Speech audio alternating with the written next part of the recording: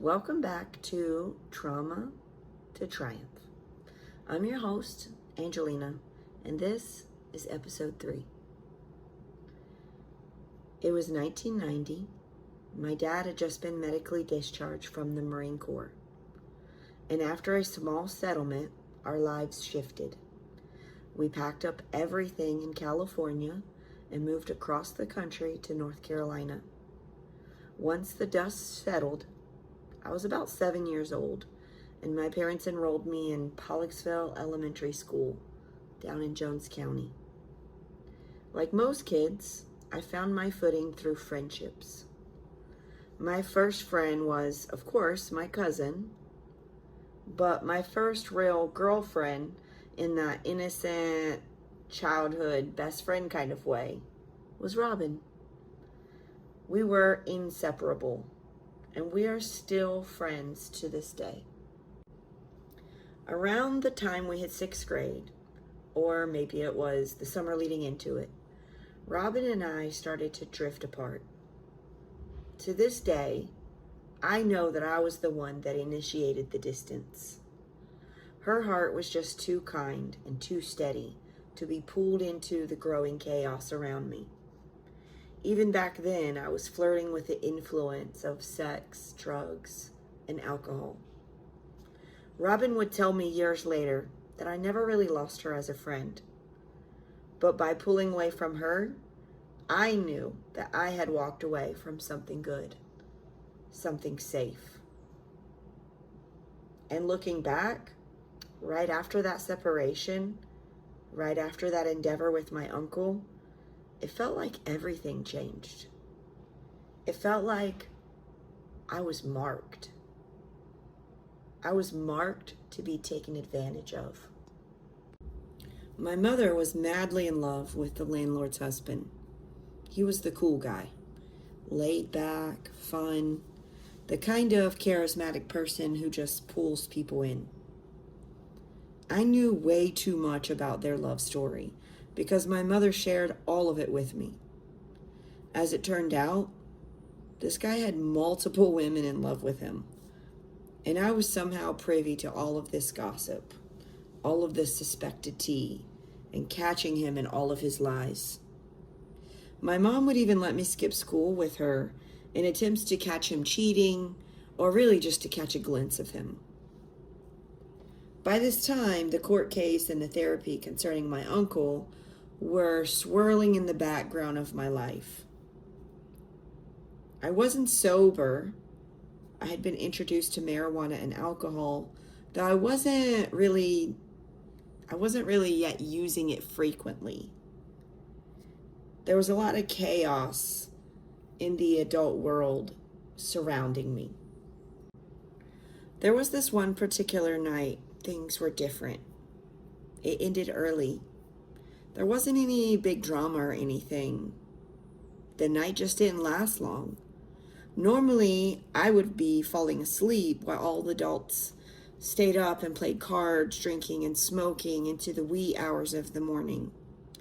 But on this night, everyone went to bed around midnight or 1 a.m. That was early for us. I was 12 years old. And then there was a knock on my window. It was him, the landlady's husband, the man my mother was tangled up with. I can't recall the exact reason why I went out to him, but I snuck out, and he helped me jump down because my window was pretty high up. I don't remember much of what followed, but I'll tell you the parts I do remember. And I'll save you a few details. We got into his car, and we drank a beer, and he took full advantage. I don't remember any words that were spoken.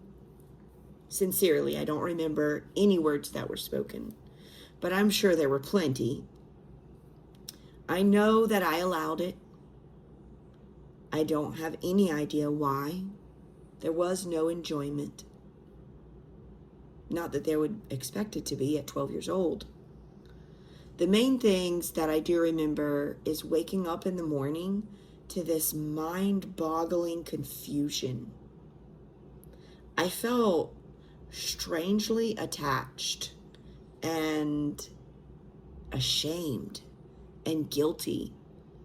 So I ran away. I ran away hoping that he would find me and somehow take it all back and make it all make sense. He did not find me. He did not answer my calls from the payphone. Nobody even noticed I was gone. I returned home and I wrote everything down in my journal. I don't recall having any marks on me, but they were there. Someone asked me about them. They asked me what happened to me, but I didn't even know I had marks on me. So I just quickly made up a story of me and a classmate being intimate, because that was normal, right? I was so afraid and confused.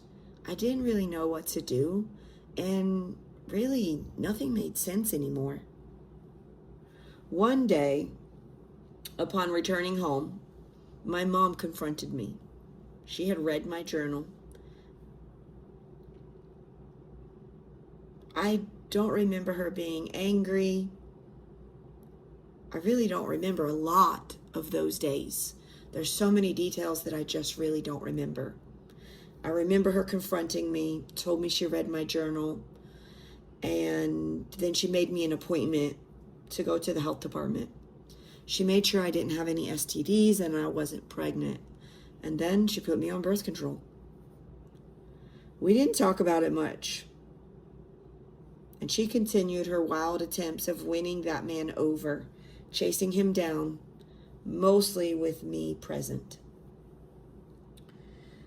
This part of the story carries such a heavy and raw weight, especially the profound confusion of a 12-year-old trying to make sense of something that she was never really equipped to handle.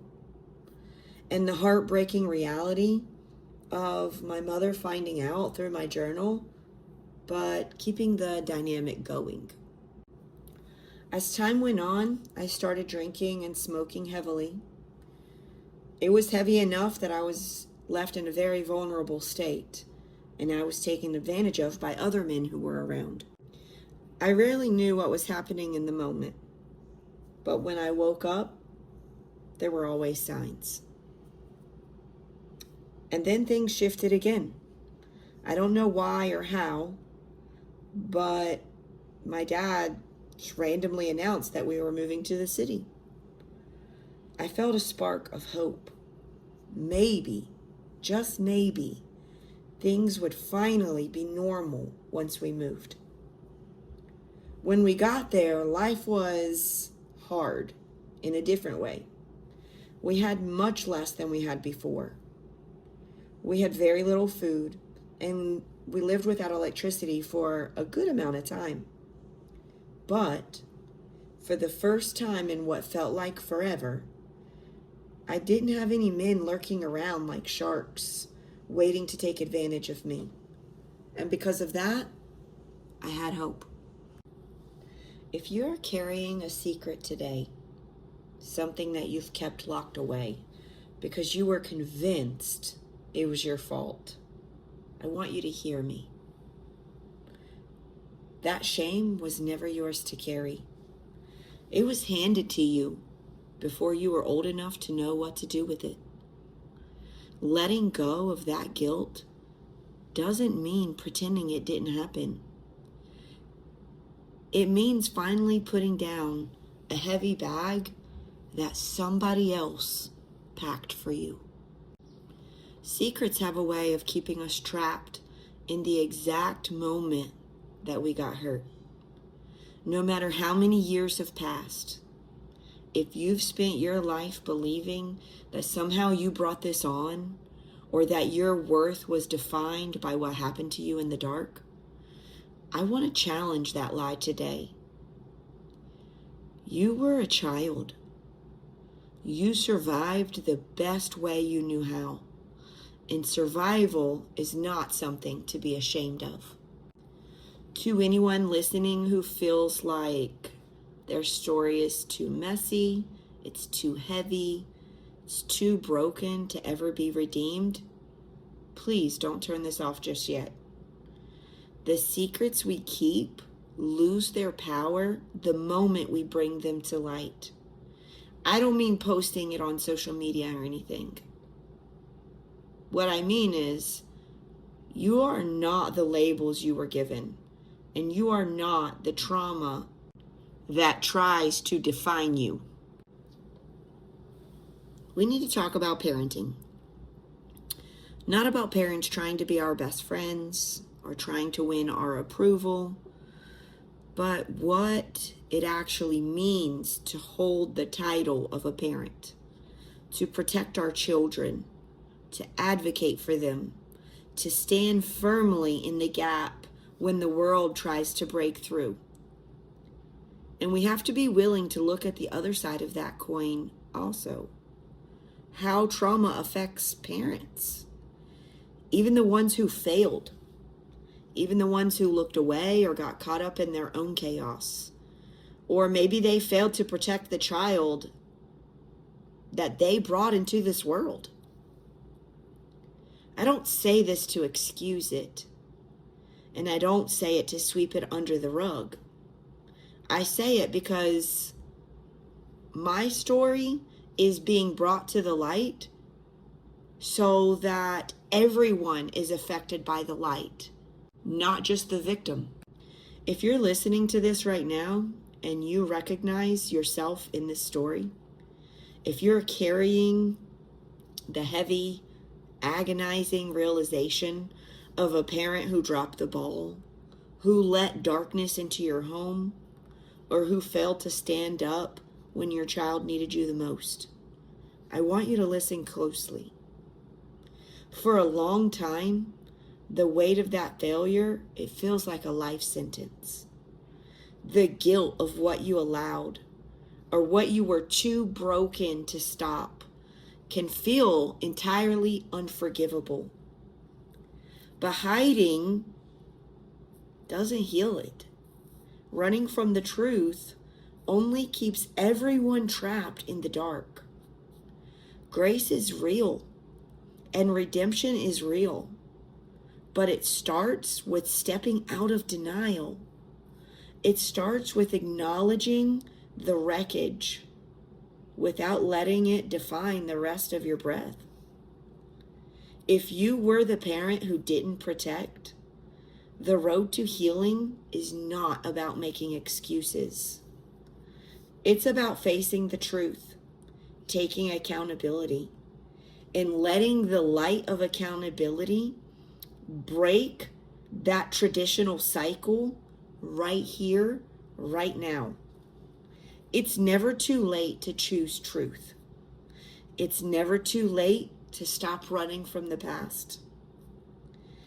And it's never too late to start walking towards redemption. Because the light doesn't just heal the ones who were hurt. It heals the places in us that were broken too. All of this trauma, for me, set the baseline of my own gauge of self-worth. I learned early on that I was never worth the protection. I was never worth the effort that it would take to advocate for me. That standard was set from a very tender age. And when you don't know anything better, you believe it. I wasn't even worth my parents' sobriety. I wasn't worth any sort of sacrifice. And those kinds of wounds leave lasting effects that ripple through generations. I let go of my own will very early on, and I grabbed a hold of anything that felt real in the moment, even when it was all a lie. You see, hopelessness is a learned behavior, and for a long time, that's where I lived.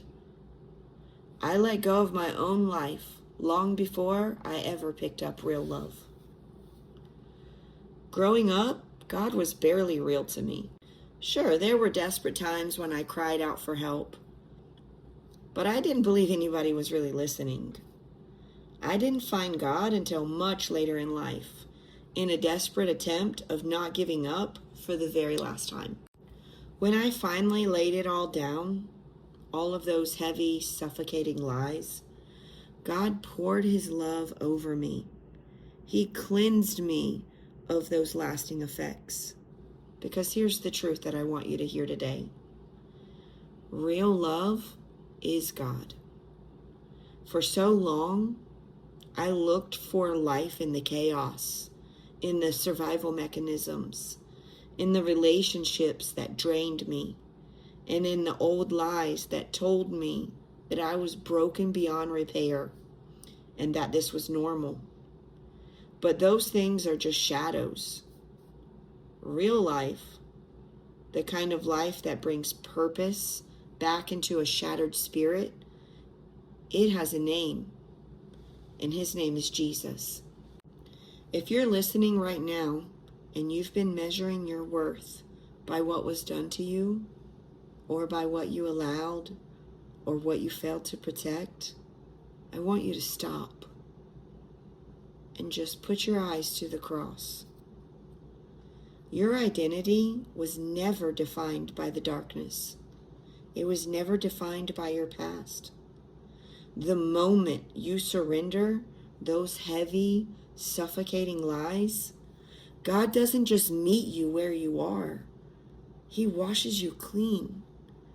The old has passed away, and look closely. Everything has become new. You are not a victim of your history anymore. In Christ, you are a brand new creation. He didn't just save you to leave you in the wreckage. He saved you to give you an entirely new identity. An identity that's rooted in his unshakable love. Let go of those lies. Let go of them today. And step out of the shadows and walk right into his arms. You are worth it. You are worth his sacrifice. And you always have been. God does this for all of his beloved children. Are the memories triggers? Yes. And they're real. But you don't have to live trapped. You're not trapped inside that reality anymore. Holding on to those lies, for me, felt like my only means of survival for a long time. But eventually, I chose realness. I chose real love. I needed real freedom. And from that place, from that choice that I made, God brought me on this journey, not just of healing, but of the realization that in him, I'm already healed as a brand new creation. I'm learning to live from that reality. And you can too. Here's what you're leaving behind today. The old lies that you were never worth protecting. The heavy, unearned weight of guilt and shame, and the survival mechanisms that kept you trapped in the dark. Here's your new identity. In Christ, the old has truly passed away. You are no longer defined by what was done to you, what you survived through, or the traditional cycles of the past. You are a brand new creation, fully seen, completely valued, and already healed in his arms. Real love isn't found in the chaos or the shadows. It's found in him. If this resonates with you, I want you to stay with me because our journey isn't over yet. Next time on Trauma to Triumph, I'm going to pull back the layers even further. We'll talk about how the story didn't stop here. How at 13, I started finding my own trouble, navigating a world of my own making, and how that path ultimately led me to having my own biological child at just 15 years old. Thank you so much for listening, and I'll see you here next time.